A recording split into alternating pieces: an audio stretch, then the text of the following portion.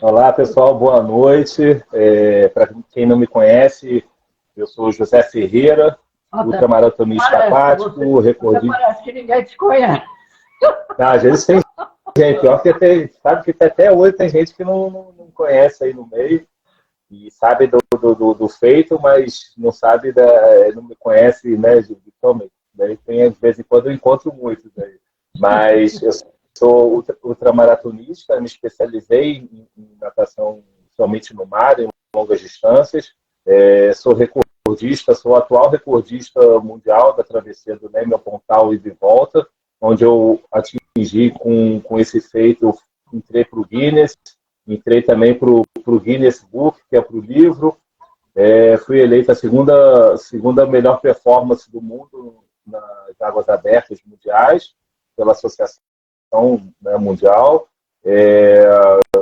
Sou o único brasileiro no 24 Hours Club, que é um grupo específico da Associação Mundial de Águas Abertas, onde os atletas só entram ali, os atletas que completam seus desafios acima de 24 horas. E aí entra ali todo, e aí tem uma gama, como Águas Abertas trabalha rio, mar e lagoa, então você tem para cada categoria ali uma opção, né, para poder estar ali vinculado. E eu, com 72 quilômetros, eu conquistei, né, o direito de estar ali representando ali o Brasil, ser o único brasileiro nesse seleto grupo.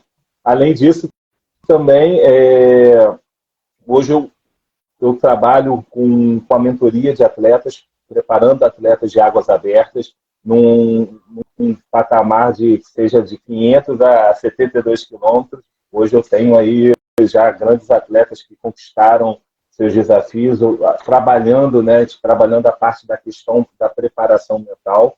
Isso aí a gente vai falar mais um pouquinho.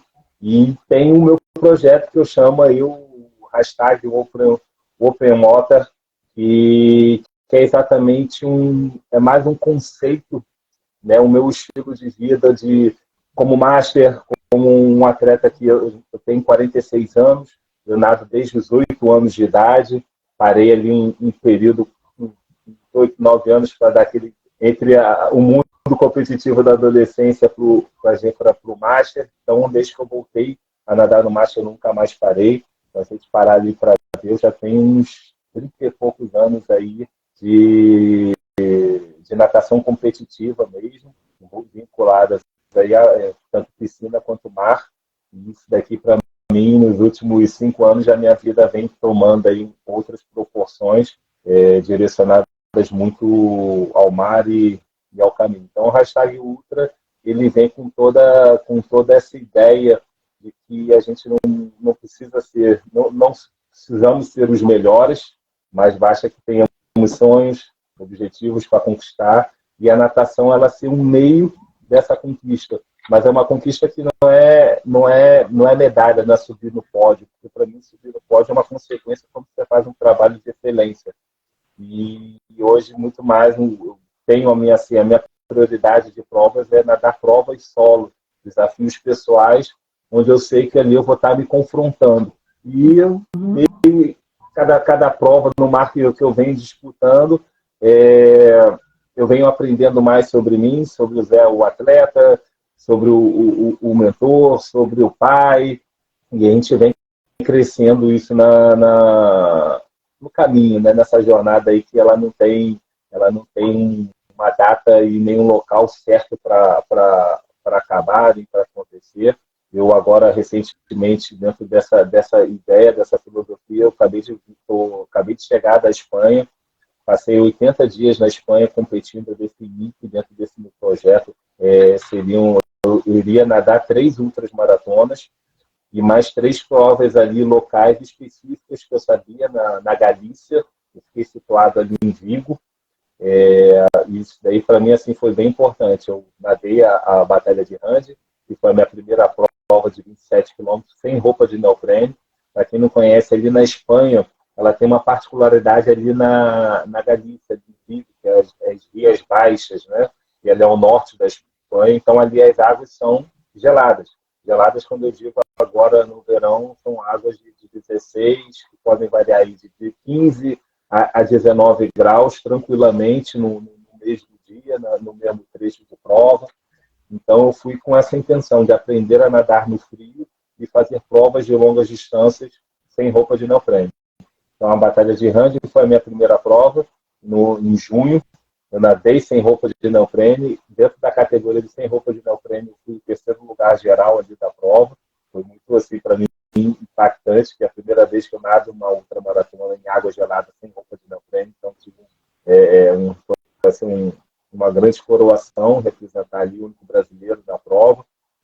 Logo depois eu nadei uma prova de... Eu vou fazer uma pergunta para as pessoas. Vocês podem me dizer se vocês estão escutando o José perfeitamente? Porque, para mim, assim, de vez em quando está cortando. Alguém está ouvindo também cortado ou está tudo legal? Eu queria saber.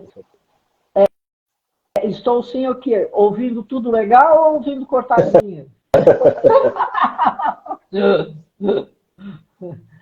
Porque...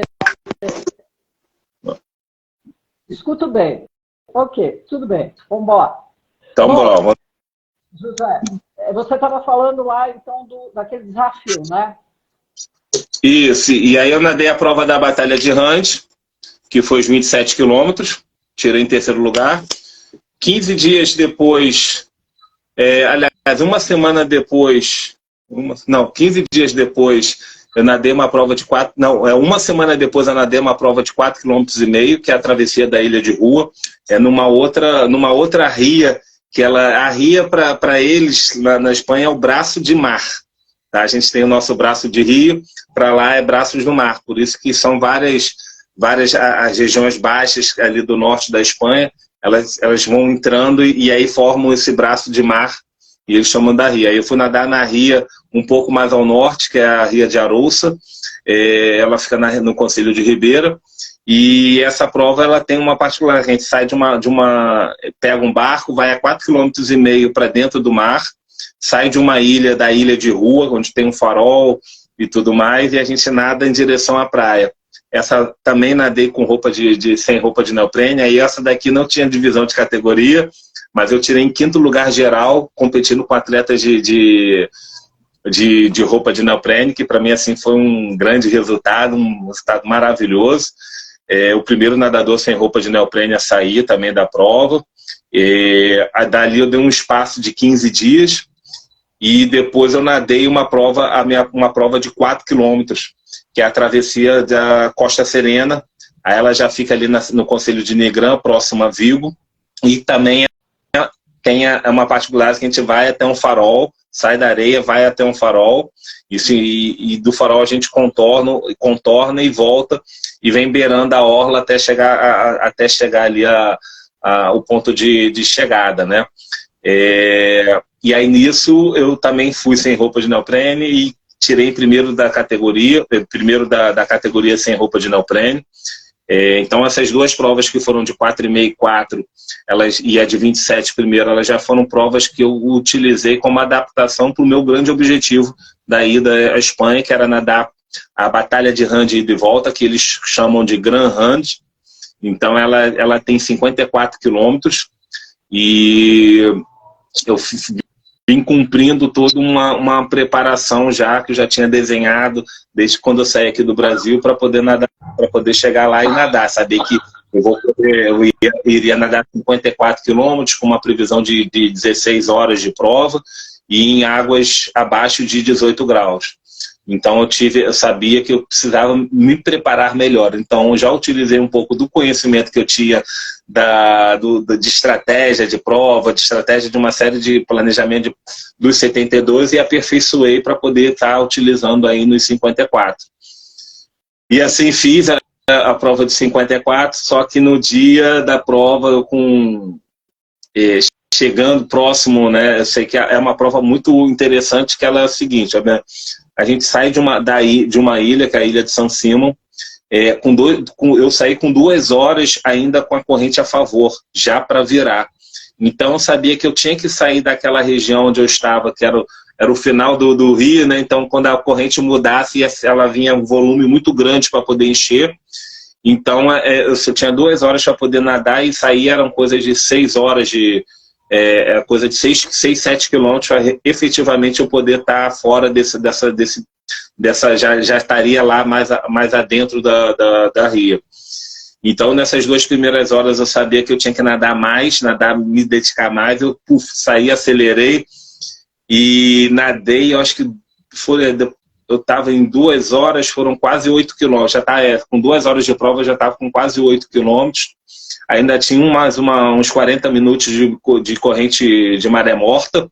Então, com maré morta, eu falei, então tem mais, vou acelerar mais para poder avançar antes da maré, a corrente, né, começar a virar e tudo mais. E aí eu nadei e eu atingi ali em 3 horas, em torno de 13 quilômetros, 14 quilômetros de prova, ou seja, já metade da prova na qual eu já estava ali. Só que aí quando começou a mudar a corrente, mudar a maré começar a encher, o que aconteceu? O tempo começou a fechar fora das previsões que estavam ali.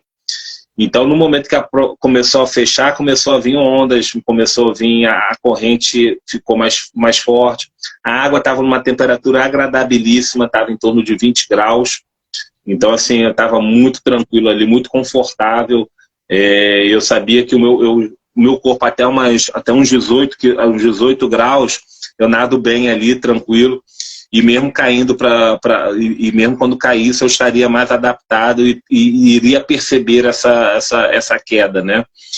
E assim foi, eu fui nadando com 14 quilômetros, ela começou a virar, eu tinha que chegar até um final de continente para poder atravessar, eu ia chegar na Ilha Cis, essa Ilha Cis do continente ali, ela numa linha reta, ela tem 3 quilômetros. Porém, devido ali a ser um canal marítimo, a gente tinha que fazer um outro percurso que daria em torno de 5 quilômetros para poder chegar na ilha. Então, quando eu comecei a chegar nesse ponto onde eu iria cruzar, o tempo já tinha fechado consideravelmente, ali ondas acima de 1,5 metro, a corrente estava forte, o vento estava contra, e aí nesse período foi uma coisa que foi um momento bem crítico da prova, porque eu imaginei que se ela continuasse assim, talvez por segurança a organização poderia cancelar a prova. Então, mesmo assim, eu sabendo disso, eu falei, cara, vou nadar o melhor que eu posso fazer agora, dentro das possibilidades que eu tinha, dentro do planejamento tanto mental e técnico que estavam ali sempre alinhados com prova. Eu sabia que eu estava fazendo a minha média é 3,5 km por hora, então eu vinha controlando isso com o pessoal no barco, com o staff, com o pessoal que estava me apoiando ali. Eu vinha desenhando todo esse cenário, estava acontecendo tudo direitinho, até a hora certa que eu tinha que chegar lá na ilha, eu tinha isso desenhado. Só que nesse momento, como o mar virou tipo, como eu falei, ondas de 1,5 metro, 2, e tudo batendo aqui no meu lado esquerdo. E o caminho que eu tinha que fazer era um pouco para o esquerdo, mas depois eu tinha que virar para a direita. Então, a todo momento eu tinha que estar ali lutando contra as ondas, o vento, então não podia levantar muito a cabeça, senão vinha vento na cara. Eu tinha que ter uma visão exatamente dentro do possível de como as ondas estavam vindo na direção das ondas, que elas vinham contra mim, então elas vinham nessa direção. Então eu sabia que eu tinha que nadar aqui e a todo momento acertar a técnica, acertar o nado. Às vezes eu nadava, furava a onda, às vezes eu fazia questão de subir.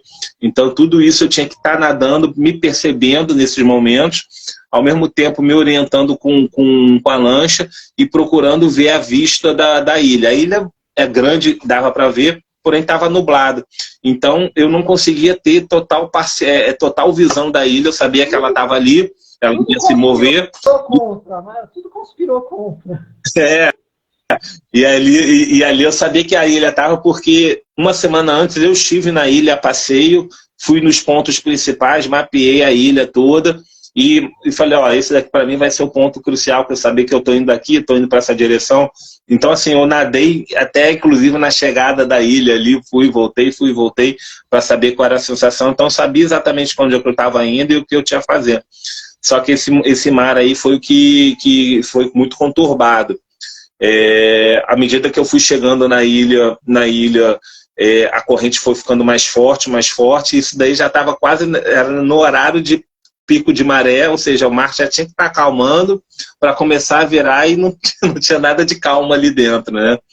Mas eu cheguei no primeiro trecho, concluí os primeiros 27 quilômetros, me alimentei e voltei.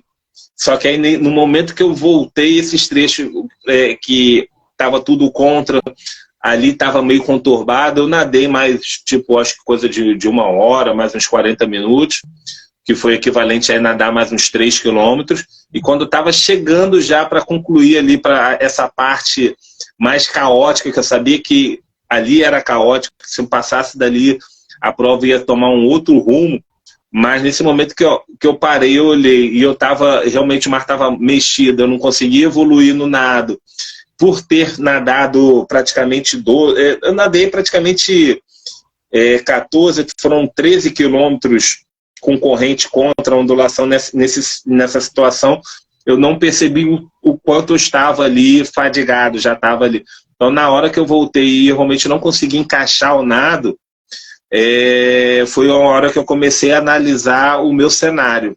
O momento que eu estava, o que estava faltando, o que ia chegar, e aí eu comecei a tomar, eu comecei a entrar num processo de pequenas tomadas de decisão, para então aí sim tomar a decisão final, que era de abordar a prova, né?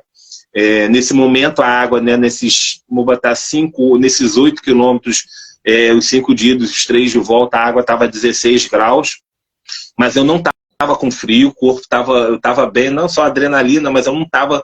O frio ele me afetou de outra forma, ele congelou, ele afetou aqui o meu quadril, então a minha perna eu já não conseguia sustentar, ela já ficava quase aqui em 90 graus e fora então mexendo.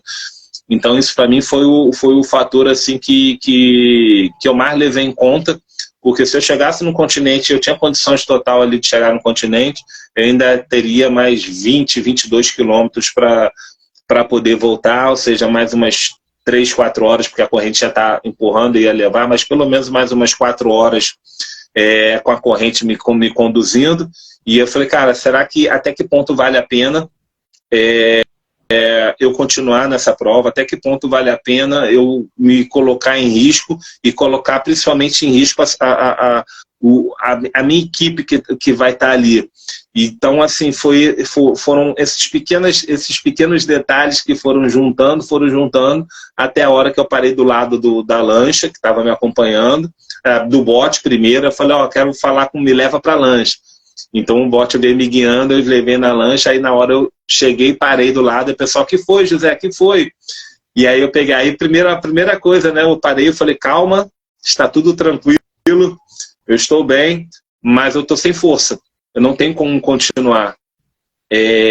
E aí o pessoal foi me recolher. Então, até esse processo quando eu tive a certeza, até então a gente reluta, vou desistir, vou selar, aí vem todas essas questões que a gente vai abordar daqui a pouco.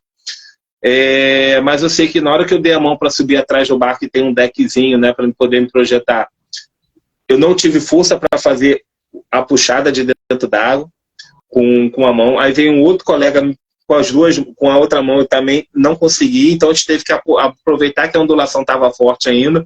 Então quando a ondulação veio, eu casei no time, eles puxaram, só que eu fiquei só com metade do corpo para dentro do deck. Foi até mais ou menos aqui até o quadril. Aí o pessoal, não sobe. Aí eu falei, não tenho força nem para rodar aqui. Aí a única coisa que eu fiz, que eu consegui fazer, é rodar e ficar de costas para eles. Então o pessoal me ligava, levantou, me segurou aqui na mão, e vieram mais 2 aqui para segurar em cada braço. E aí sim eu consegui subir na lancha, e aí já me apoiar e ficar. Então quando eu subi na lancha, o pessoal, tá com frio? Eu falei, não, tá tudo bem, tá totalmente consciente de tudo ali. E aí me botaram no saco, começaram a me esquentar no processo, que aí tinha médico dentro da lancha, então eu tinha que entrar no protocolo de segurança deles. E aí nesse protocolo eu fui me esquentando, e a gente foi conversando, tudo mais, e o pessoal todo ficar sem graça. Pô, e aí eu falei, não, cara, tá tudo bem. Eu precisei, não tinha como fazer diferente.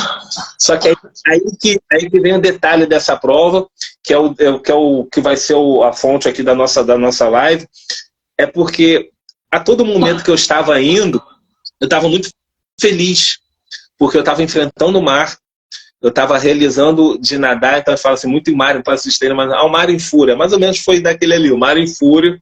Foi um dia que totalmente atípico no verão, e eu estava ali vencendo o mar, vencendo a natureza, não digo nem vencendo, eu falei, pô, eu acredito muito que assim, me foi permitido nadar naquela, cruzar, né? Que eu digo assim, a gente tem os 3 terços, né? A gente tem um terço que a gente depende ali dos treinamentos, da preparação, depois a gente vai ali para a equipe toda que tem ali que dá o suporte, e o resto é Deus, a mãe natureza que vai orientar, eu digo, né?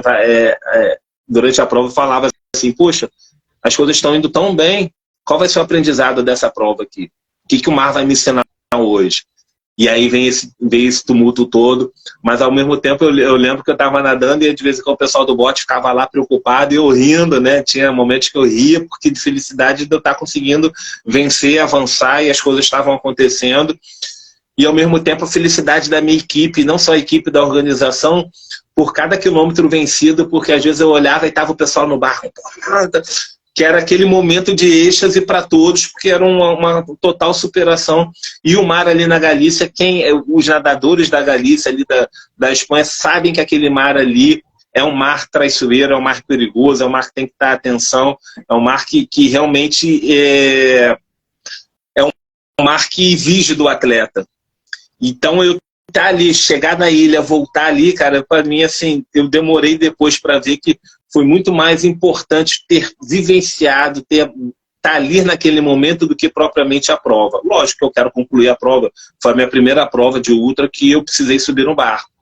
Então, assim, para mim também lidar com isso é uma outra coisa. Mas depois você começa a ver mensagem dali, o grupo no WhatsApp que estava, as pessoas postando, quem tinha mais intimidade me mandava mensagem, a gente conversava. E eu vi o quanto foi importante aquele momento e eu comecei a ressignificar várias questões, né? Aí para avançar aqui, para terminar só o projeto aqui, né? Depois dessa prova de 54, eu tive 15 dias para descansar e fui nadar mais uma prova de 15 quilômetros na Ria de Arousa, novamente, só que ela era um outro ponto, que a gente saía da praia do Grove, do Conselho do Grove, que é do outro lado da Ria, e a gente vem atravessando a Ria até chegar à Ribeira. E essa prova é uma prova não competitiva, porém os atletas que estavam ali são extremamente selecionados, porque é uma prova que ela tem uma função de dar visibilidade ao dano cerebral, que é a travessia do Arousa-Man e Arousa-Uma, homens e mulheres na travessia do Arousa, e nessa prova ela tem um viés muito importante, porque defendemos ali o dano cerebral adquirido. E o dano cerebral adquirido afeta a família, afeta quem tem, quem possui, o atleta que possui, a pessoa que possui, e envolve ali. Então ali tem o organizador, o Juan, ele criou essa conexão, e o irmão do Juan, que foi o Nath, Manolo Nath, ele tem o dano cerebral, então foi assim, uma prova que ela tem todo um significado por detrás. Então a gente nada ali ela tem a significado das ondas, das correntes, das dificuldades do mar, que são as mesmas dificuldades que um portador de DCA possui, a família possui. Então a gente, quando nada, a gente nada por eles, para poder vivenciar. Tanto que é uma prova que acontece de 2 em 2 anos.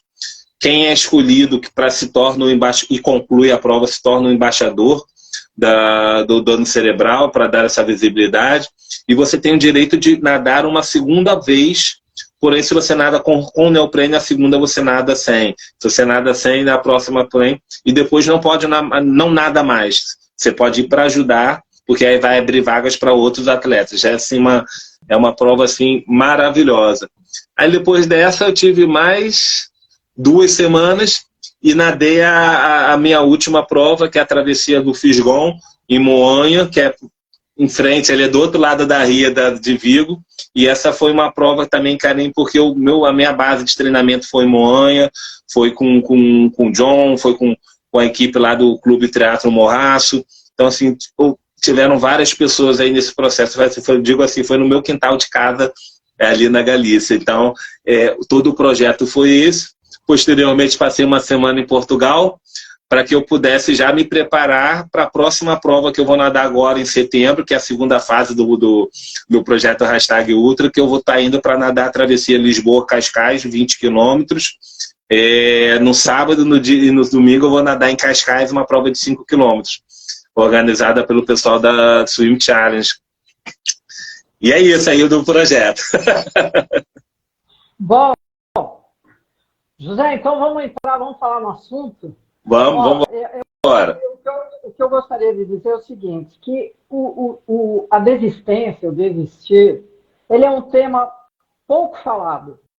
Eu tenho a impressão assim, que como ele tem esse estigma de fracasso, então as pessoas não gostam de entrar nesse tema e falar sobre ele, e analisar realmente o que quer dizer desistir, né? Porque a nossa cultura, ela explora essa palavra desistência, né, e carrega esse estigma mesmo de fracasso. Eu acho que é uma visão distorcida, porque eu tenho uma outra visão disso. Então, em função disso, eu até mandei para você, eu fiz uma miscelânea de ideias que eu fui escrevendo, né, e aí a gente poderia desenvolver, né, e você falar o que você sentiu, e se você está de acordo ou não, e se você tem coisa para complementar, porque eu achei que a sua atitude foi maravilhosa para ensinar, sabe? Bom, então, desistência é igual a fracasso, né? Então, como saber quando parar? Como é que você identifica o momento certo, né? E quais são os recursos mentais que você tem que usar para conseguir parar? Porque você treinou tanto para aquilo, né? E na tua cabeça você treinou para concluir e para, digamos assim, vencer esse desafio. Então, eu me pergunto assim, quais foram os recursos mentais que você usou para parar na hora certa, para identificar o momento certo? Foi muito assim, primeiramente com a experiência dos 72 quilômetros, né? Que foi, lógico, né? Foi uma situação totalmente diferente do que eu vivenciei. Mar, tudo mais, mas do 72 eu comecei a conhecer um pouco mais de como funciona a minha linha de raciocínio. Eu comecei a dar ordem em várias questões. Então, hoje o que eu defendo muito assim, você para nadar uma prova de ultra ou qualquer prova no mar, primeiramente você tem que saber até onde é a sua capacidade naquele momento, até onde você pode ir. Tá? Eu olhar ali, eu falo... José, até chegar a esse momento, você não consegue avaliar, né, essa sua capacidade? Não consigo. Não tem. A gente olha ali naquele primeiro momento, que olha no primeiro momento, assim, a hora que eu decidi fazer esse projeto, foi 7 meses antes de junho, foi em dezembro de 2022. Falei, eu vou voltar e vou começar a desenhar isso aí, porque já era um desejo meu em 2021 ter realizado. Eu não fiz porque não consegui patrocínio para pagar a inscrição. Então, assim, aí eu não fiz por isso, mas eu estava lá. No passado eu fiquei 40 dias lá. Já sabia. Então, assim, não tem.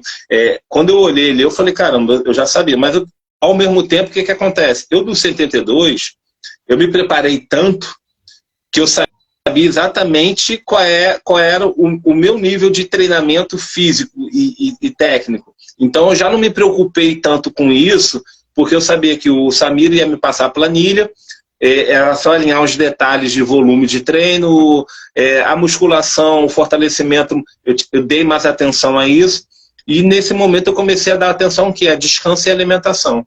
Então, noites de 6 a 8 horas, a alimentação toda regrada direitinho, porque eu sabia que isso ia fazer a diferença por causa até do fuso mesmo, que eu estava 5 horas à frente, né?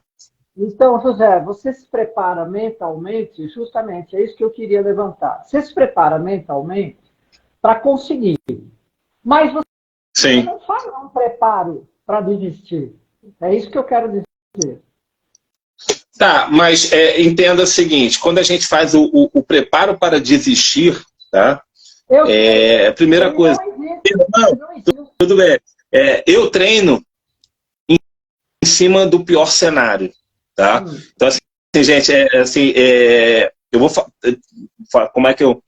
hoje eu sou formado, a minha especialização hoje é em gestão de projetos e processos, onde eu trabalhei durante 16 anos com isso, na área de infraestrutura de TI.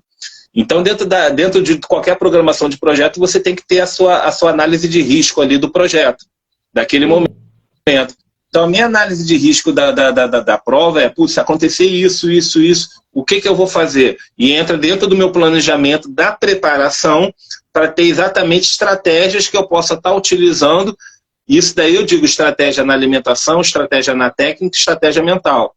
Quando eu digo a estratégia mental, eu ter o meu gerenciamento todo em cima de pensamentos e emoções, aí utilizando as ferramentas de ancoragem, você olha ali e fala de mindfulness, entra em situações de acordo com o que eu vou viver, então eu consigo ter essa capacidade de ir à frente, caramba, se o pior cenário acontecer, o que eu vou preparar? Aí eu tenho tudo isso aqui desenhado, e é assim que eu consigo ter essa visualização da prova, porque qualquer coisa que aconteça diferente disso, eu estou no mundo das maravilhas, porque eu me preparei para o pior.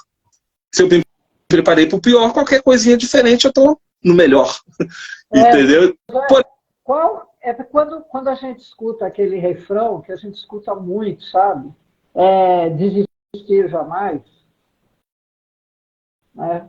Eu não concordo muito isso, porque eu acho que o desistir é um ato inteligente. Porque tem uma diferença entre ser teimoso e ser determinado, né?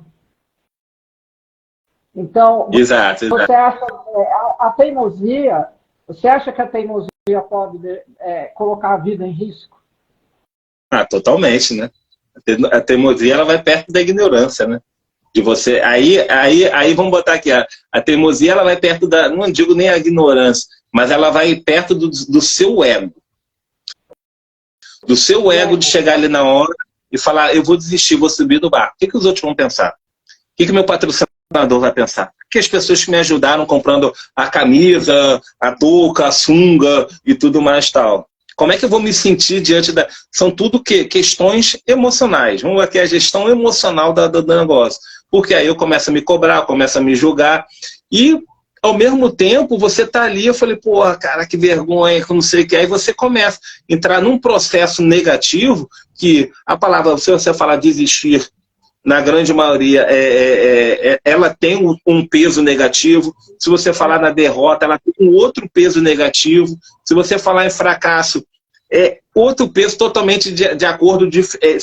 Apesar de são palavras negativas. E a nossa mente já nos leva negativamente, já é automático nos levar para o negativo. Então, você vai ficar falando, porque eu não gosto de falar de desistir. Realmente, não. Mas se acontecer, porque vai acontecer um dia na sua vida. Alguma coisa vai acontecer. Você vai um dia fracassar. Você vai um dia ser derrotado. E você sabe que não é você não pode ser teimoso, você tem que ser perseverante. Mas a perseverança é uma qualidade, né? Então, quando você às vezes tem que desistir, mas você não deixou de perseverar. Isso não quer dizer que você não tente novamente, não é? Para chegar ao seu objetivo. Então, o desistir, eu vejo junto a esse verbo uma palavra mágica que é maturidade. E junto com a maturidade, automaticamente vem a sabedoria. Então, eu vejo no desistir só coisas positivas, sabe? Eu acho que a gente deveria começar a mudar, né, essa fracasso, derrota, que você falou, né? Porque desistir, você sai da zona de conforto, só isso. Não é não? E quando você sai da zona de conforto, você é lançado no desconhecido, no inusitado. E daí? Sim, sim. E esse é um ponto são pontos que eu defendo aí, né, exatamente nessa linha de raciocínio. Primeiro, quem vai nadar no mar já está fora da zona de conforto no momento que decide nadar no mar. Então você está nadando ali totalmente desconfortável, fora do que o corpo humano, que o cérebro já é acostumado. Então você está se colocando em risco. É um esporte de alto risco você nadar no mar. Tá? Porque depende de várias variáveis, até de repente, são provas que às vezes até eu olho e falei, cara, como é que é a organização? A organização preza pela segurança? Se não prezar, não vou entrar dentro do mar, não, porque já é difícil a gente nadar se acontecer qualquer coisa e a organização não dá a segurança necessária, para que eu vou entrar no mar? Exatamente. Né? Aí você pega e fala, poxa, o desistir, derrota, a gente tem que pensar assim, isso daí faz parte, porém a gente tem o seguinte, uma questão de aprender a ressignificar. Isso. Porque o desistir, ele mostra coragem, ele mostra conhecimento dos seus limites, ele mostra uma preservação da tua vida assim, física e mental, ele mostra respeito até por algo maior, até pelas próprias pessoas que estão te acompanhando. Sim, claro. É uma coisa que você fala assim, vou ressignificar, mas o atleta que consegue ter essa clareza de pensamento, essa linha de pensamento, ele já tem o quê? Uma outra mentalidade. Então, o que a gente está fazendo no cerne, na essência da questão qual é a mentalidade que o atleta tem. Porque se ele entrar com uma mentalidade negativa, uma mentalidade de vitimismo, sei lá, de qualquer coisa que fique reclamando ali da questão, cara, ele nunca vai aceitar que ele desistiu, ele vai ficar com vergonha, né? Já tive atletas meus que, o cara não entrou no mar, desistiu da prova, antes de entrar. E aí, o que ele faz no negócio? Ele volta para casa envergonhado e às vezes demora 2, 3 dias para poder voltar para o treino, na equipe. Caramba! O que é isso? É mentalidade, cara, mentalidade. Tá ali, você se dispôs a fazer o negócio. Não deu certo, não deu certo. Fica chateado? Fica, mas determina o tempo que você vai ficar chateado, depois vira a chave e entende o que aconteceu para que não aconteça numa... Em geral, não só você tem esse estigma de sociedade que liga o desistir com o fracasso, mas a pessoa que toma essa atitude, ela tem que mudar que nem você falou, a mentalidade, porque ela começa a olhar para os outros, né, e se coloca refém de uma frustração dessas pessoas que ele acha que as pessoas estão tendo, de você não ter conseguido, né? Ele projeta essa imagem, né, para as pessoas que estão lá torcendo por ele, ou que ajudaram ele, ele mesmo se coloca refém disso. Então, ele tem que se distanciar desse julgamento para poder desistir numa boa, ficar tranquilo e saber, porque afinal de contas, essa atitude é só sua. Eu diria que é um ato pessoal, um ato íntimo, só do existente sabe quando e por quê, não é? Sim. Então, para ele não se sentir mal como esse rapaz, ele tem que se distanciar da imagem que ele se faz dos outros, sabe? Que os outros estão pensando. Exato. E aí ele consegue ressignificar, como você falou, né? Eu acho esse trabalho assim, de pensar nisso é muito importante para qualquer pessoa, em qualquer situação.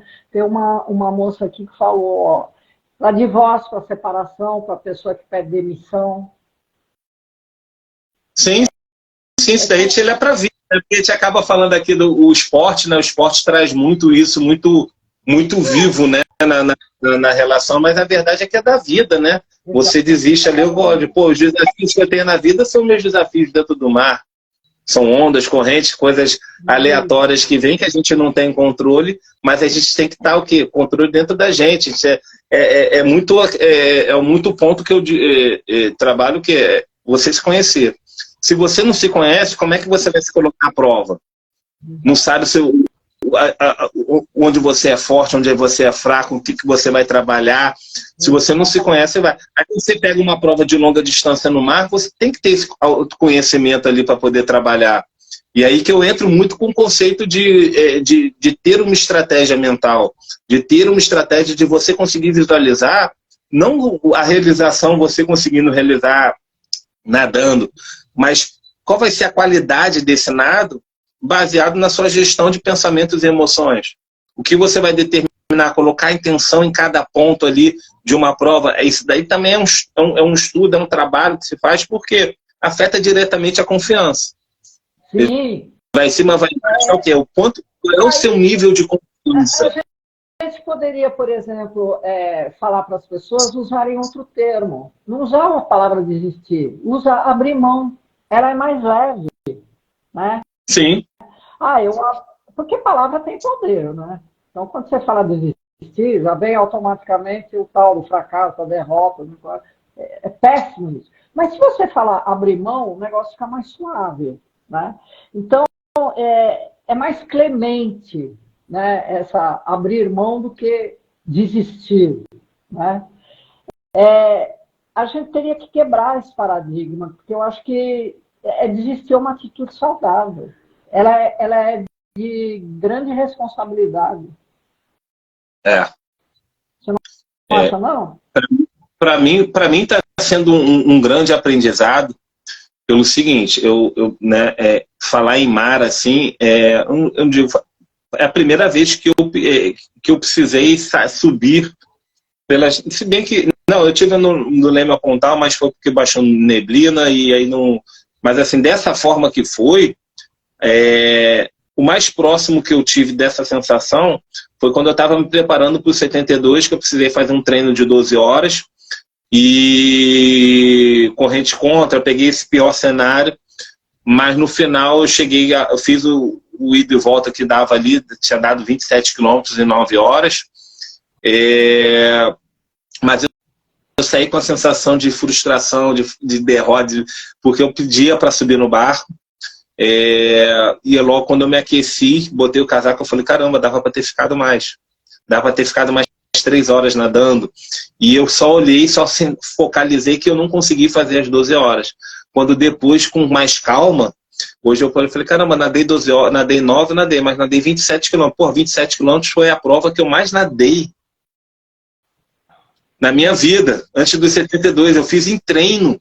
Sabe? Então, aí pega. Então, eu fiquei com uma sensação, até uma fala que eu acho que foi do Phelps, numa entrevista do Michael Phelps, e onde perguntou quando ele perdeu na Olimpíada, ele falou, cara, eu perdi, aceitei que eu perdi, mas aquela sensação de derrota, né? Porque aí eu acho que nesse caso se encaixa a palavra derrota, né? Que eu fui derrotado por um oponente, aquela sensação que vem emocional e tudo mais, tal, eu não quero nunca mais sentir. Então eu lembro essa derrota, quando vier, cara, tem que treinar mais, mas pô, não quero. E eu lembro aquela sensação de ter perdido, de ter sido derrotado, aí me dá mais vontade de treinar.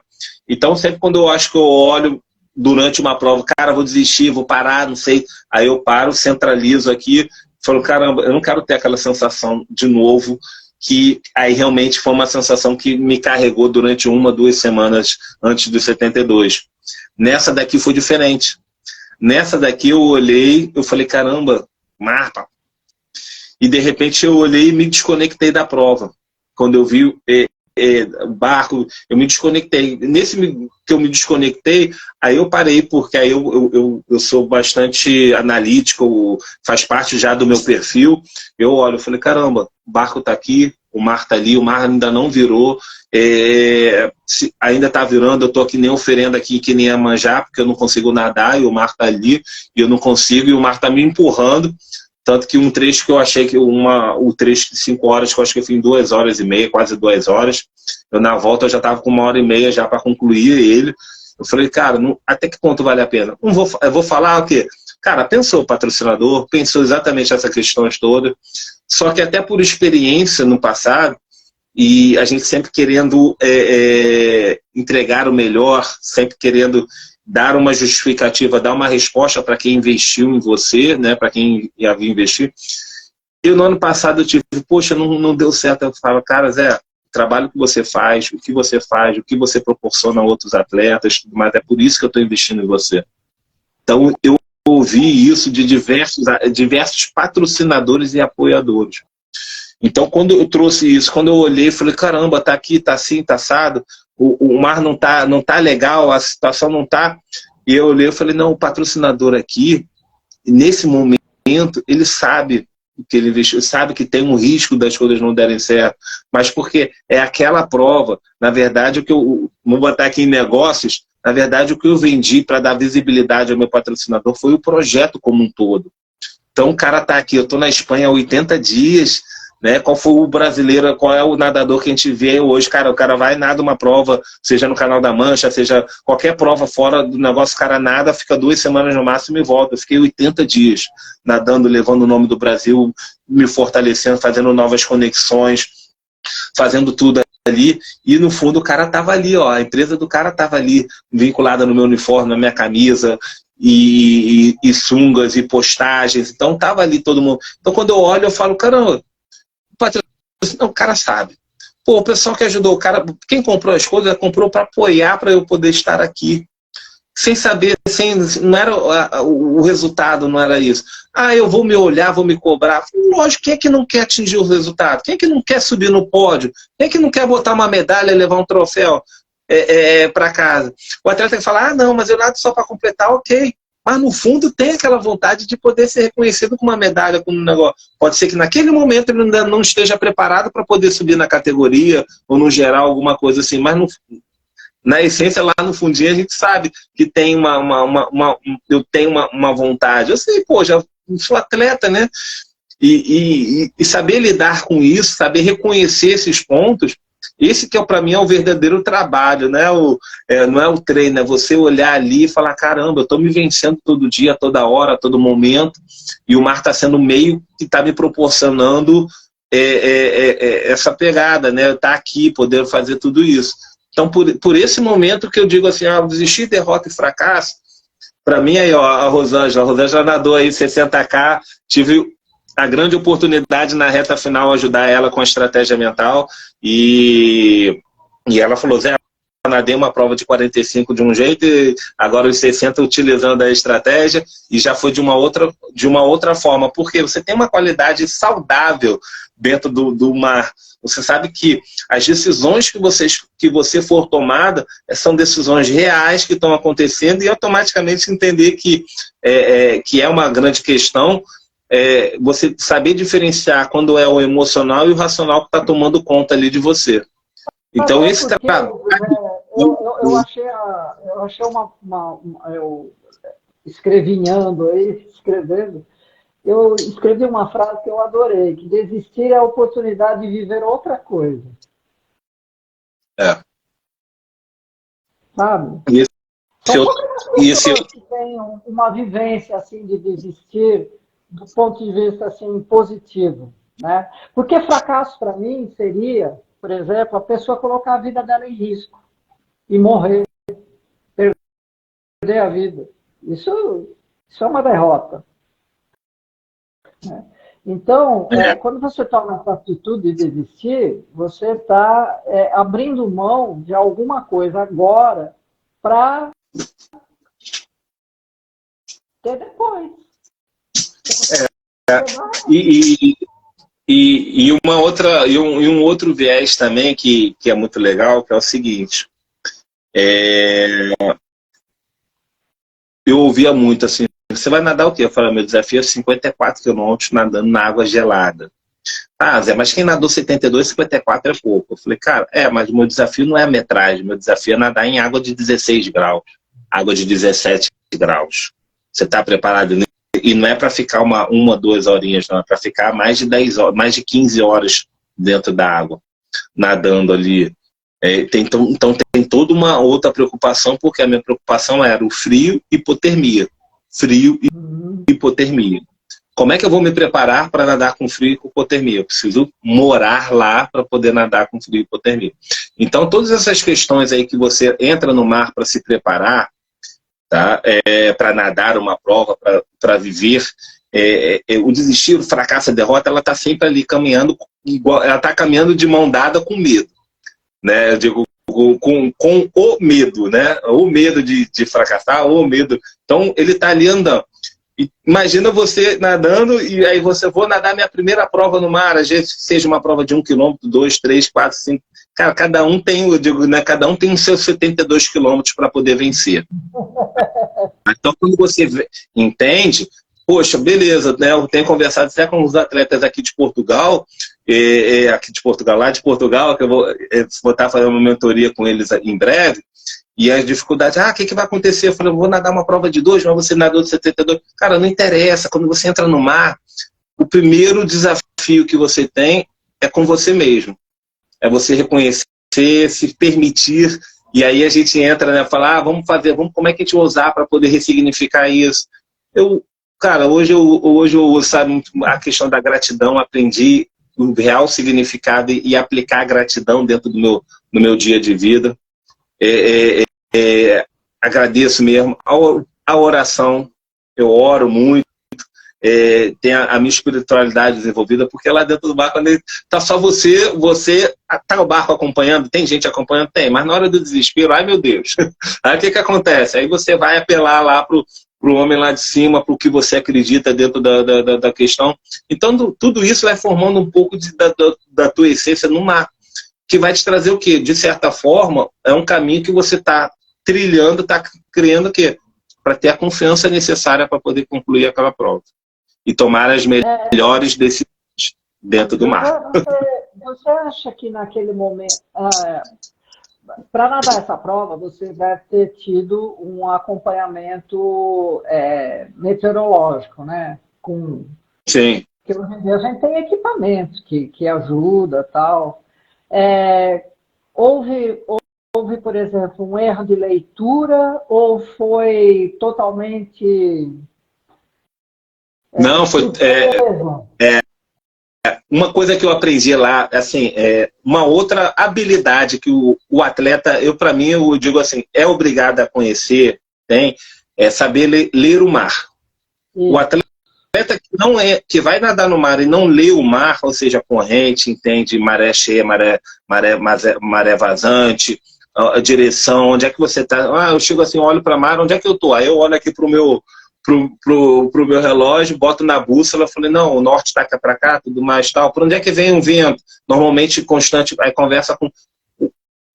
É muito interessante, à medida que o atleta conhece a leitura do mar e as condições climáticas e sabe utilizar isso a favor da sua estratégia de nado, você também utiliza na estratégia mental, porque você sabe, se o mar vier desse jeito, eu vou ter que nadar com essa técnica e eu vou entrar em conflito aqui para ter que mudar e estar toda hora atento.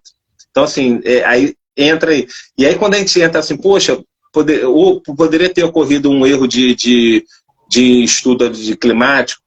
Você sabe que a Galícia, ela é uma região de pescadores. Uhum. E eu digo pescadores na época, sempre foi, desde sempre. Você vai ali da história. Então, assim, grandes pescadores, estão ali. Eles conhecem aquele mar, eles conhecem aquela região de olhos fechados. O sistema de meteorologia ali, o site, tudo mais, o cara dá cada detalhe ali direitinho, e fora assim, tem boias, a gente acessa o site pelo site, boias, é muito preciso.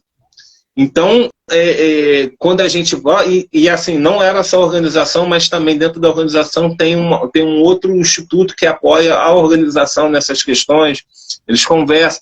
Então, assim, eu estava muito bem, muito tranquilo em relação à questão climática, porque eu sabia, falou, pô, não vai ser um dia de sol, mas se o mar estiver tiver ali aquele que a gente chama flat, eles chamam lá plato, né? Que tiver bem plato, tudo mais, tal, a ria, aí ela for boa, né? Que eu digo assim, poxa, que a ria seja sempre boa comigo, tal.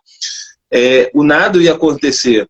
Mas só que naquele dia eu estava no pleno verão, o tempo mudou de uma forma assim absurda, absurdamente inesperada, e fazer o quê?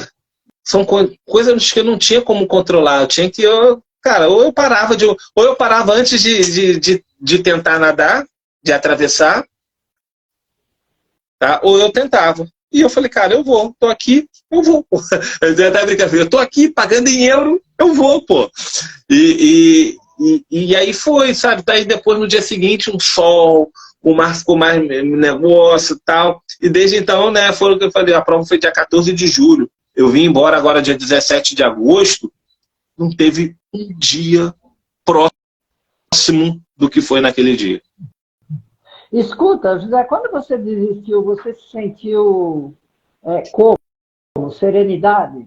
Você teve serenidade para tomar essa decisão? Foi a decisão mais rápida. Você tomou essa decisão com serenidade, é isso que eu quero dizer. Com serenidade. Eu olhei, eu ainda estava nadando, porque eu estava no bote, eu estava acompanhando com o bote, aí estava na troca da minha equipe, porque o meu amigo John, que estava ali, ele, na reta final, ele pulou na água para levar a alimentação, tudo mais. Então, a água estava fritando, que eu subi lá na ilha. Ele falou, José, porque a água está a 16 graus. Eu falei, perfeito. Puf.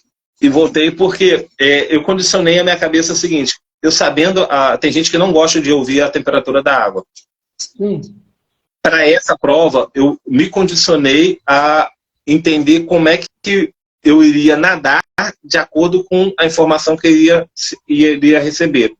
Então, eu recebia 3 informações do clima, escrito no quadro, quando eu parava, a temperatura da água e a minha quilometragem percorrida na hora. Porque eu sabia qual era o ritmo que eu tinha que estar imprimindo e tudo mais. Eu só olhava assim para isso. Tá. Eu já sentia quando passava uma corrente, essa corrente aqui está com cara de 18, 17. Aí de vez em quando o pessoal botava lá 18, 17, eu botava um pouquinho, 1 grau a menos. Mas eu já sentia, eu já estava tão adaptado com a água que eu já sabia que o nível. Então eu consegui imprimir aceitar o nado. Então, nadar no frio é você aceitar, abraçar o frio e dizer, tá tudo bem, vamos lá, vamos nós dois.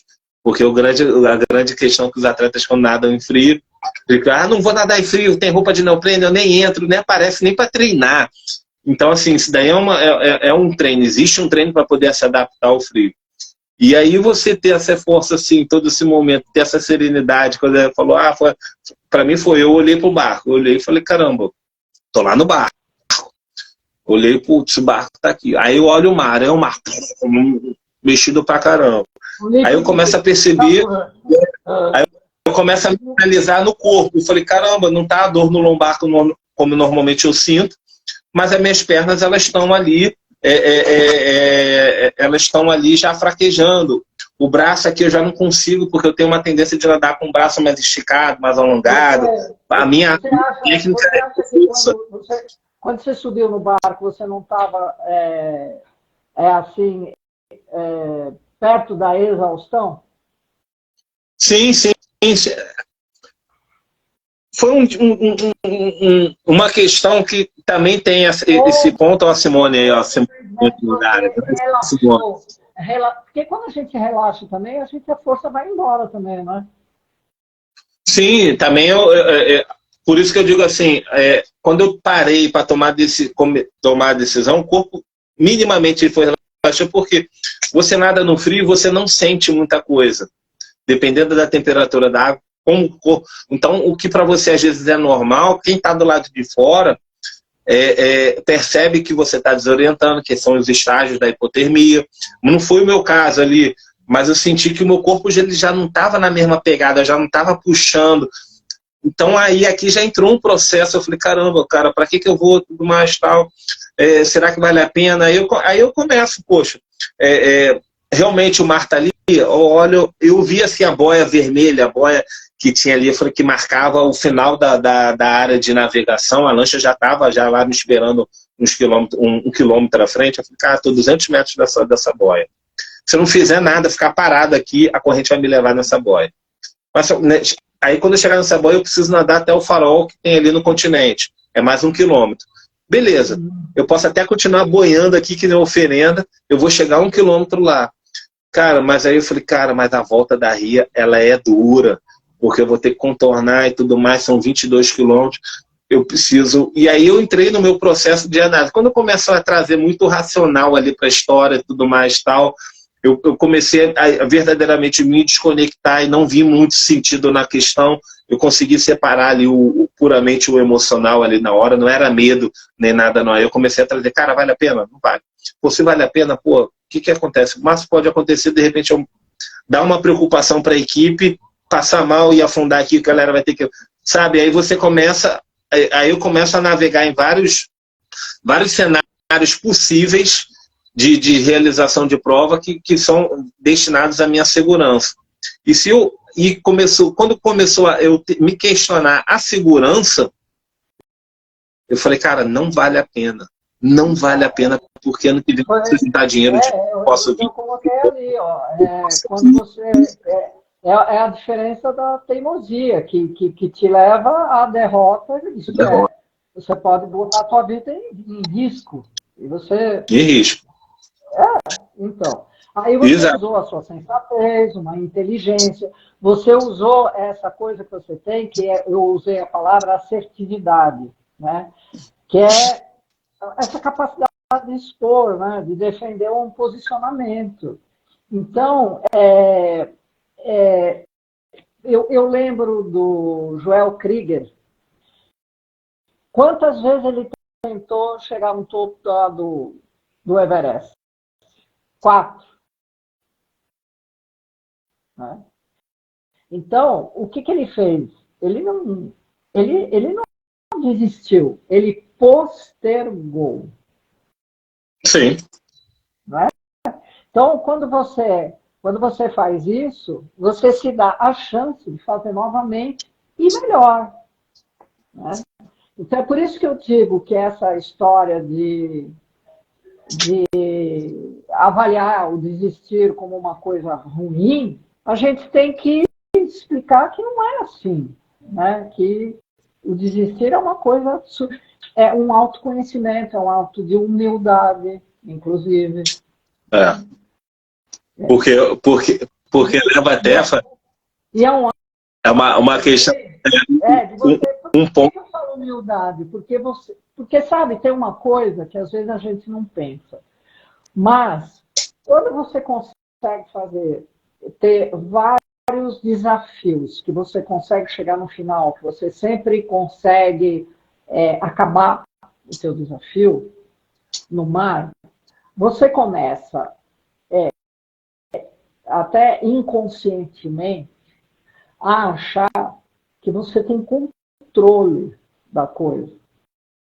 Mas você esquece que você está no meio da natureza e você não tem controle da natureza. Então você tem que botar o pé no freio. Né? Quando a natureza começa a mostrar os dentes, você tem que saber que você é desse tamanho. Então você tem que respeitar a natureza e os seus limites face a ela. Né? É por isso que eu digo que você tem que escutar o seu corpo, a sua alma, o seu coração, a sua consciência, a sua responsabilidade. Então, eu acho assim que dá para fazer uma palestra sobre isso. Dá. Eu faço esse é um caminho grande. Deixa eu dar um abraço aí, grande Patrick da Swim Channel, um amigo de infância. Patrick, nadei a gente nadou no Flamengo desde pequeno aí, a família toda dele. Uma seguindo assim. Oi, Ezequiel. Uma questão assim, sabe? E aí que eu acho que entra esse momento da quebra de da quebra de crenças e a mudança de mentalidade. Isso. Porque o que você falou, poxa, legal, a gente tem que pensar dessa forma, tem que agir desse negócio. Só que o atleta, normalmente, ele não está acostumado a pensar. O atleta não pensa. O que o atleta entra assim, eu vou treinar, vou chegar lá e vou concluir o meu desafio. Porém, o mar, você tem que considerar a opção, como você falou, a gente não controla. E o que você controla? Eu me controlo, eu controlo como eu vou pensar, como vou agir, como eu vou me comportar. Mas se eu não penso a respeito disso, como é que eu vou fazer um trabalho de preparação mental? Como é que eu vou me preparar se eu não consigo me permitir, não consigo me conhecer? Então você pode conversar com qualquer atleta que faça a preparação mental, ele vai falar assim, caramba, quando eu comecei a me conhecer, eu comecei a dar literalmente o dano-se que os outros pensam, eu comecei a me desconectar de pessoas negativas, e aí você vai começar a ver um caminho que cada um traçou, que tem esse caminho que, lógico, cada um vai adaptar a sua preparação, ao seu estilo de vida, como você conduz, mas em todo momento você entra ali, cara, e você tem. Eu consegui, através dessa linha de raciocínio, o quê? Trabalhar o meu projeto, o meu planejamento mental. Saber isso, mas eu me permiti a cada vez mais, como eu falei, a gratidão, aplicar o mindfulness na minha vida. Então tem que estar sempre presente. Cara, porque eu conheci... Sabe por que eu falei isso, José, que a gente se acostuma e a gente acha que a gente tem um controle? Porque isso acontece em várias outras coisas. Por exemplo, eu tive moto minha vida inteira, motocicleta, tá? Quando você tem uma moto, você vai assim logo no começo, tudo certinho, arrumadinho, vai segue, tudo bonitinho. Aí você vai adquirindo confiança naquele negócio. E aí, o que você começa a fazer? Você começa a ficar mais ousado, né? Isso também tem, até em outros esportes, como a pesca submarina. Você desce 10 metros. Tá tudo bem, eu vou descer mais 2. Você vai adquirindo uma autoconfiança que se torna, aos poucos, perigosa se você não der um passo para trás para olhar aquilo ali. Você tem que ter muita autocrítica, sabe? E eu acho que são essas coisas que também tem que ser trabalhadas, né? Porque sim. quanta gente... por exemplo, eu vivi no meio da pesca submarina, né? Nós perdemos N pessoas queridas por conta disso. Dessa autoconfiança que cresceu além do que devia. Entendeu? Motocicleta, né? Quantos motociclistas você já viu se treparem? Por quê? Você vê os meninos aí que entregam pizza? Gente, eu fico de cabelo em pé. Os meninos não têm limite nem para velocidade, nem para o risco que estão se colocando, né? Então, isso você pode levar para várias outras áreas, né? Você tem que ter uma consciência muito grande do quanto você está avançando nessa linha tênue entre segurança e ousadia. Exato. Uma das coisas assim... A autoconfiança é um dos nossos maiores sabotadores, e é mesmo. Autoconfiança é falta de humildade. De encarar... Eu vou te dar esse exemplo aqui na prática, tá? O que acontece? Os nadadores que vão nadar, vamos falar aqui do mar, né? Fazer sua primeira travessia, fazer ou já tem... ele sofre muito antes da prova. A pré-competição, pré-prova. Noite de ansiedade, noite que você não consegue, nervosismo, tudo mais, tal ali. Porque você está ali, você está duvidando ainda do seu momento. Aí você vai lá, nada a prova, nada 2, 3, aí você já ganha mais confiança. Então você já conhece que naquela noite você já começa a ficar nervoso, aí você já começa a controlar os rituais antes para poder entrar. Aí daqui a pouco você chega um belo dia e tem competição. Tá bem. Você está dando atenção? Aí você começa a estranhar, poxa, há tempo atrás eu precisava, tá estranho, tem alguma coisa de errada, porque era para mim estar nervoso, era para mim estar aqui, solução e tudo mais tal. E aí ele não consegue perceber isso, que isso dali é exatamente o upgrade que ele teve a nível de confiança. Então, você já sabe que ele está tão confiante no que vai acontecer, ou ele treinou tanto, ou ele conseguiu acionar os pontos chaves para poder ter aquele nível de confiança necessário para poder fazer a prova tranquilo, que estranha. E aí, nesse que estranha, eu posso dizer que entra esse excesso da confiança. Porque, e aí você fala, não, mas está tudo bem, tudo mais. Eu venho já nesse processo e aconteceu exatamente isso nessa prova. Estava toda a organização, todo mundo estava dando atenção, caramba, vamos falar, sabendo que a prova é uma prova de risco, né? E o cara, e aí você falou, não, tá tudo bem, tá tudo bem. Até um dia que eu sentei com a organização, aí eu desenhei, tá aqui, ó, cara, isso, tá aqui planilha de alimentação, tá aqui tudo mais, ó. E eu entreguei para eles tudo o que ia acontecer na prova. Os caras até falaram, não, vai acontecer isso porque eu já desenhei essa prova dessa forma. Está dentro aqui do meu projeto, está dentro aqui da minha planilha, tudo que vai acontecer e vai estar acontecendo, está aqui. Seja ela técnica alimentar e a mental. Então, quando você lê o que está escrito aqui, você vai saber, você vai estar aqui dentro da minha cabeça. Porque eu vou estar pensando isso aqui. E aí, nesse momento, assim, eu consegui, me mantenho sempre sereno, bem tranquilo, tudo mais, tal, porque eu já sabia, eu já tinha, e ao mesmo tempo eu fico sempre me policiando. Eu falei, cara, será que eu não estou confiante demais? Será? Aí estabelece algumas coisas para poder medir, para falar, não, tá tudo bem, é isso aqui mesmo, é o que vai acontecer, e eu vou chegar lá no dia da prova tranquilo, porque eu já sei, esse processo está. Então eu treinei tanto fora. Esse excesso de autoconfiança, ele sabota a tua visão do risco. Exato. Exatamente. Entendeu? Então, e aí olha que aí você para assim e fala, caramba, que maneiro.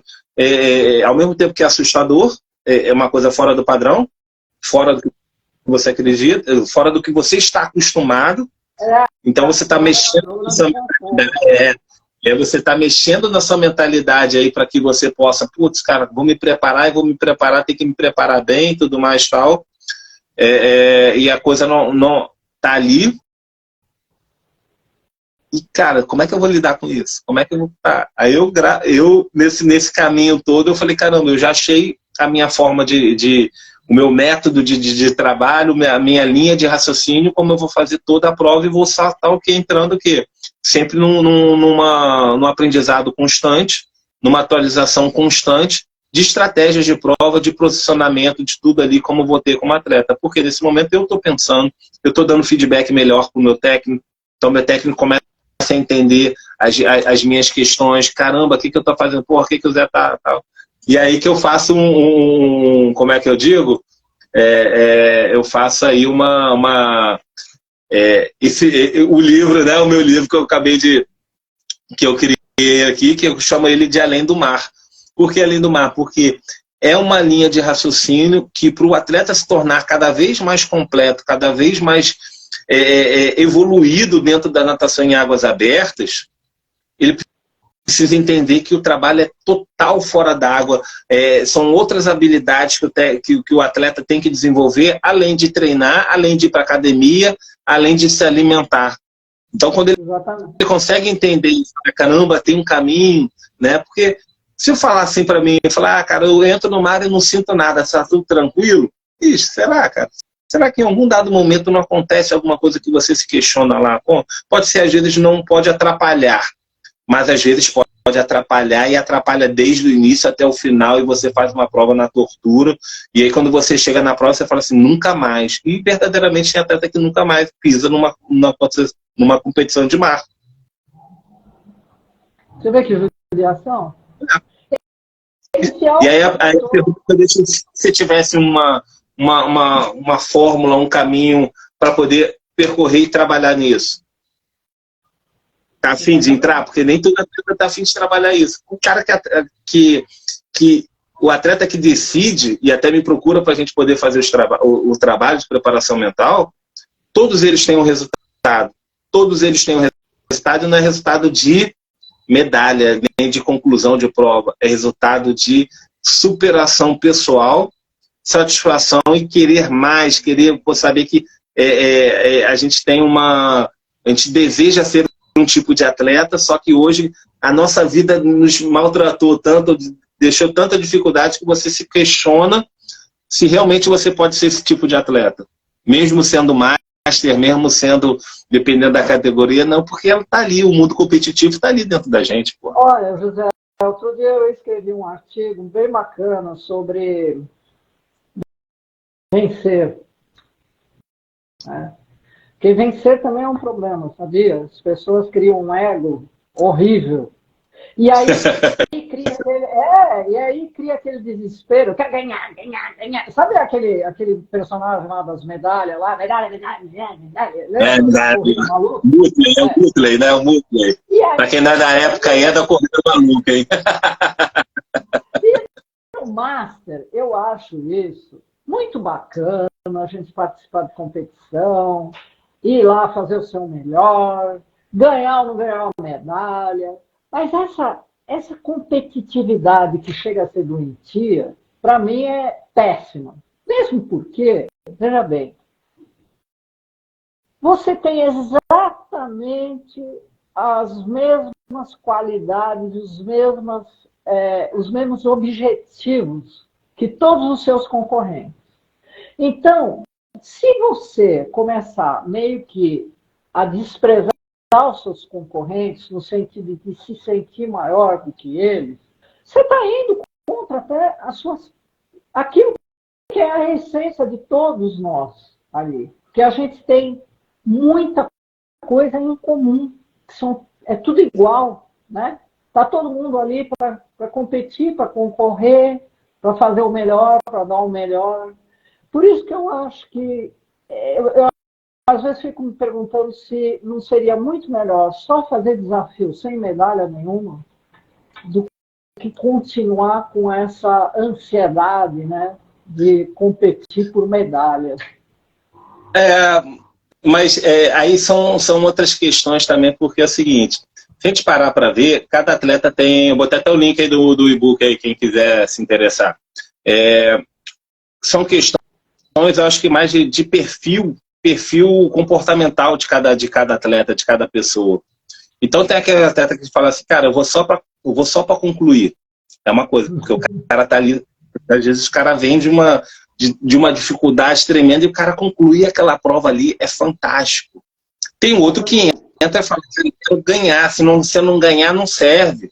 Então, cara porque tem um perfil extremamente ali destinado para a competição, um cara tem que estar ali sempre entregando o resultado e tudo mais. Eu já naveguei desses dois aí, hoje eu opto por ir para o solo, porque a competição, ela para mim, ela é estressante, ela me remete muito à questão no passado, de adolescência. Eu ganhava, mas quando eu perdi, foi uma coisa que me traumatizou muito. Então eu trabalhando isso para poder entrar aqui dentro d'água. Então, assim, hoje numa travessia que eu faço solo, é para me superar, para dizer, cara, olha como você consegue muitas coisas que só dependem de você. Então tá ali trabalhando, tá ali fazendo N coisas, cara, é muito legal, e você passa a dar um valor a pessoas próximas que estão ali trabalhando contigo direto. Pô, cara, se eu digo assim, sabe, quando você decide, o que você faz, a primeira coisa que você faz para decidir uma prova dessa, para fazer um negócio dessa? Para mim, eu ligo pro Samir. Samir deixou de ser meu técnico, para mim meu amigo, meu irmão, que eu falei, Samir, cara, eu quero fazer isso, o que tu acha?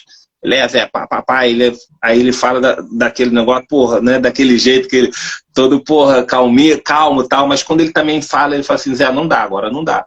Agora você tem que se preparar para isso, tudo mais, tal, acho que é demais. Então eu ouço primeiramente o meu técnico. Quando ele me dá um ok, cara, aí ferrou, porque se o meu técnico deu ok, ele vai me preparar ali, ele não vai me risco. Então agora ferrou, porque aí agora é desenhar projeto, é correr atrás de patrocínio, é correr, é treinar, sabe? E aí fazer tudo isso acontecer. Caramba, e aí quando você faz, aí você fala, caramba, pô, se eu conseguir fazer isso aqui para natação, por que eu não carrego para a vida? Por que eu não vou no meu empreendimento? Por que eu não vou fazer isso eu não vou ser um melhor pai, uma melhor mãe no negócio? Por que eu não vou trazer meus familiares, minha namorada, minha esposa, que seja? Aí você traz para a vida, porque você viu ali, você validou dentro da água ali o quanto você é capaz de fazer negócio. O próprio Samir usa, né, muito lema, né, que eu gosto. Todos somos capazes, mas, pô, tem um preço para poder ser capaz. Tá a fim de pagar, pô? Tem aquela frase, eu acho maravilhosa, conceda a minha serenidade para aquilo que não posso mudar, coragem para mudar o que posso e sabedoria para saber discernir entre os dois. Eu acho essa frase tão sensacional. Exato, exato. Tá vendo aqui até o Roberto falou, é propósito, cara. Quando você descobre o propósito, não só de vida, que acho que daí é uma eterna busca, né? Uma eterna também quando você acha o seu propósito, ou então consegue dentro daquele desafio determinar um propósito para aquilo ali, caramba, é fantástico, cara. É fantástico como você muda a sua mentalidade, como é que você encara as coisas, como você começa a enxergar a sua vida ao seu redor de uma outra forma. Então imagina você, o atleta, pensar, conseguir entender isso e ir para uma prova, para um desafio no mar. Isso que a gente pode falar que é o quê? A mente inabalável, uma mente forte, um psicológico forte, a cabeça forte e tudo mais. Porque o cara conseguiu se conectar emocionalmente na prova, deu sentido àquela prova, trouxe ali o propósito para aquela prova, e conquistar aquilo ali vai significar primeiramente para ele. Depois a medalha, depois as pessoas né, agradecendo, depois vem toda aquela festa por detrás, que é uma coisa que eu bato muito na... A galera que assiste só está acostumado a ver o atleta saindo da areia, levantando, conquistando, seja o que for ali na conclusão da prova. Mas ninguém sabe o quanto ele chorou e trouxe todo o trabalho, aquele ranço, o quanto ele precisou evoluir mentalmente para poder estar ali, aceitar e se preparar e entrar forte. E esse é um trabalho que fica no bastidor e que hoje eu assumo, para mim, eu assumi que eu tenho que falar isso aqui, pô. Na alegria e na tristeza a gente tem que falar porque é uma coisa que todos passam, só que todo mundo guarda para si. Fica com vergonha de dizer, eu vou falar ali, vou achar fraca, ali vou achar bobão, tudo mais tal. Então, assim, eu acho que não, né? Acho que tem esse peso de ter decidido, tomado a decisão de subir no barco. É isso, o pessoal fala, caramba, até o Zé faz, por que eu não posso fazer? Até o Zé chora, por que eu não posso chorar? Até o Zé fala de emoção, fala de um negócio, por que eu não posso? A mulher tem a maior facilidade para poder abordar esses assuntos, né? E de falar, somente na hora da preparação. O homem não, o homem já é difícil aqui para a gente quebrar, tanto que a maioria dos atletas que eu atendo, 80% é mulher. É o público feminino, que ela está ali se propondo, ela está ali, ela sabe tudo mais tal. E aí, onde é que está? Você vê que são questões de crença do que a gente acredita na nossa mentalidade, como é que a gente faz. Uma coisa é certa, quando a pessoa se propõe com comprometimento, cara, ela vai longe. Alguém tem alguma pergunta para fazer? Nós falamos demais, hein?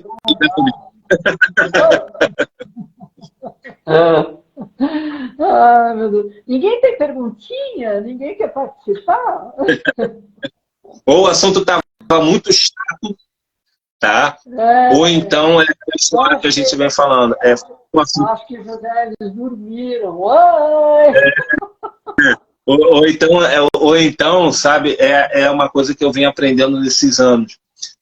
A gente está falando de um assunto que todos gostariam de estar falando, abordando pontos que todos gostariam de abordar, só que as pessoas não abordam, que às vezes é por receio, porque falar, eu vou falar que eu vou desistir, eu vou falar que eu vou fazer, não quer, eu vou falar que Mas você sabe uma coisa, Zé? É um assunto difícil. Que rende, Porque a gente sabe desenvolver o sucesso. A gente sabe desenvolver sabe? Sei lá, o sucesso mesmo que você conseguiu e tudo. Mas ninguém sabe, a gente não tem o hábito de abordar o que você postergou. Eu não vou nem aquilo que você abriu mão, eu não vou mais usar a palavra desistir, eu vou, porque, sabe, a gente não fala disso e tem dificuldade em construir essa coisa assim positivamente, porque ela é positiva. Eu acredito nisso. Você pergunta aí, ó, tá vendo? Você falou, vó, eu abri mão. Aí a Alessandra, sabe quem é a Alessandra Cima? Sim. Alessandra Cima é uma grande amiga, eu sigo o caminho. Ela me abriu, eu tive a oportunidade de estar com ela ano passado na Espanha, uma semana, e a gente conversou tanto, parecia que a gente se conhecia, assim, eu acho que a gente só falava do digital, e ela me abriu a mente para o mundo. Então, assim, hoje eu falar 54 ano que vem, eu acho que não, Alessa, porque essa prova, ela já me mostrou que eu seria capaz de concluir, o que eu não concluí e superei, que foi esse mar, para mim ele já foi o aprendizado que eu estava procurando ali para o negócio. Agora eu vou seguir só os seus passos, né, Alê?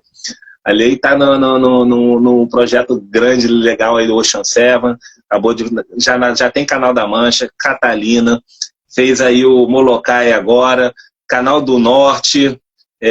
Me corrija aí, Alê, depois vai vendo aí. Ela sei que ela já está com 5 aí, daqui a pouco já está indo para o Japão, já está para finalizar o Ocean Seven. Então, assim, você vê que, porra, tem pessoas que eu quero estar por perto, porque para mim são inspiração.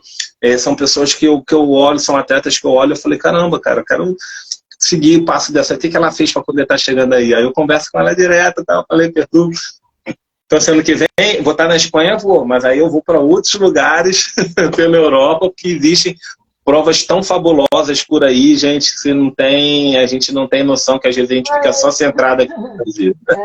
Você sabe, Zé, que a gente tem que... Eu conheço meu trabalho, eu estou descobrindo pessoas normais que fazem coisa extraordinária, inacreditável.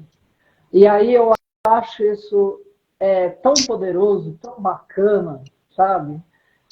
O Mauro Chezilev, ele é famosésimo por ultramaratonista de corrida de aventura, e ultramaratona mesmo, assim, do tipo 1.100 quilômetros de corrida, sabe? Na Patagônia, no Vale da Morte, onde a temperatura chega a ser 57 graus e à noite chega só a 48. Então, ele fez uma prova piloto em Portugal recentemente, foram 1.100 quilômetros, sabe? Para ver se dava para colocar essas provas em outros lugares. Você conversa com essas pessoas assim, que nem, por exemplo, o Sérgio, ele é ultramaratonista também. Você acredita que o Sérgio Cordeiro, ele é corredor de maratona. Ele pega todas as distâncias de uma maratona e multiplica por 10 e faz. Ele acabou de ganhar esse ano o campeonato mundial de 5 vezes as distâncias da maratona. Geral, pasmem. Sabe que idade ele tem? 70 anos. Gente, me tirar o chapéu, ele fica assim, tem que ser estudado pela NASA. Tem umas figuras aí que a gente não consegue explicar, né? Assim, né? Até consegue, acho que na força da expressão, a gente não consegue explicar o que aquela pessoa, o que faz aquela pessoa se movimentar, o que ela movia. Cabeça. O Sérgio fala, eu não faço nada com sofrimento. Ele fala isso desde o começo. Se eu tiver que pedalar e sofrer, eu não vou pedalar. Se eu tiver que correr e sofrer, eu não vou correr. Tudo tem que ser prazeroso. Então... Deixa eu responder a pergunta aí da Simone Nogara. né, que ela perguntou aqui, durante o momento que você decidiu, teve dúvidas em algum momento, né? Então, assim, na hora que eu comecei a pensar na possibilidade que eu teria que abortar, eu nadei, eu parei 2 vezes, eu parei, eu olhei o barco, o que foi? Eu falei, não, cadê o fulano? Aí eu não estava no barco, aí eu olhei e tal, aí eu nadava mais um pouquinho, putz, aí já na terceira, aí eu olhei e me leva pro barco.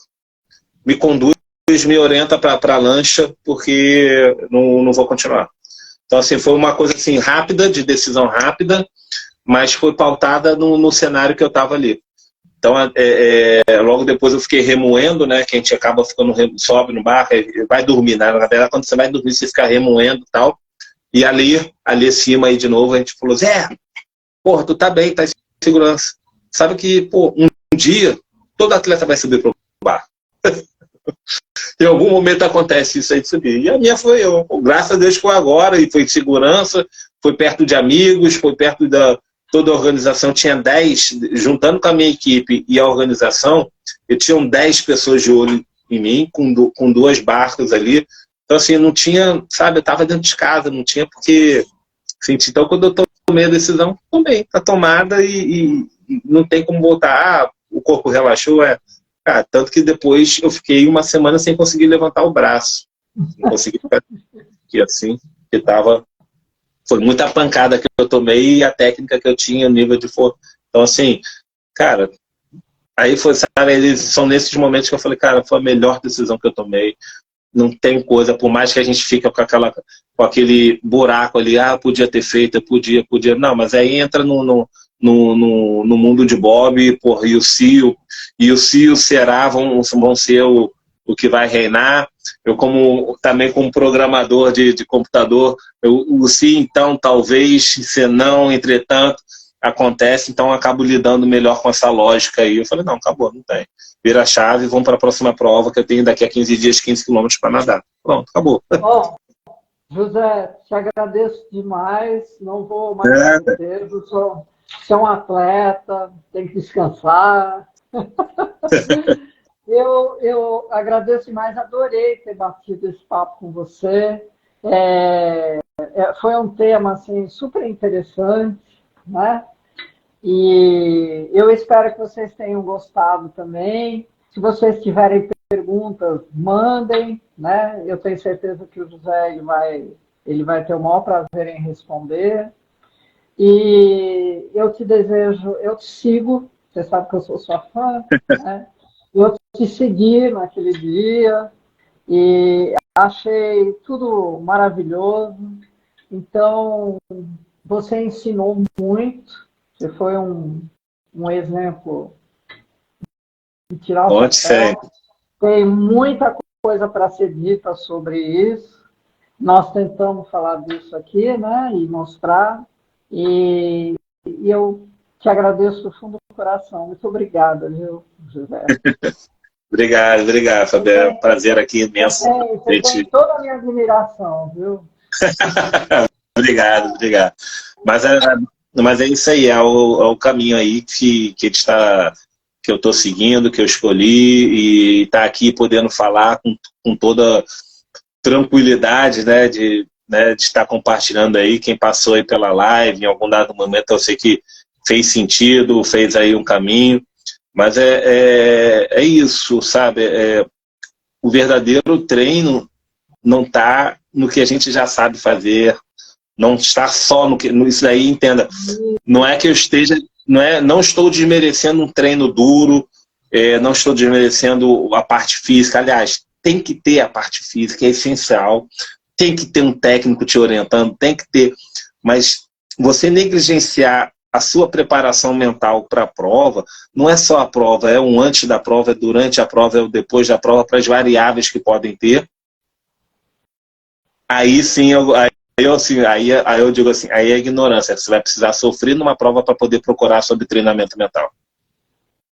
Exatamente. Quando hoje, cada vez mais a gente vem abordando. O recado cuidem da cabeça, pelo amor de Deus. Exato. Cuidem. É na cabeça que está tudo.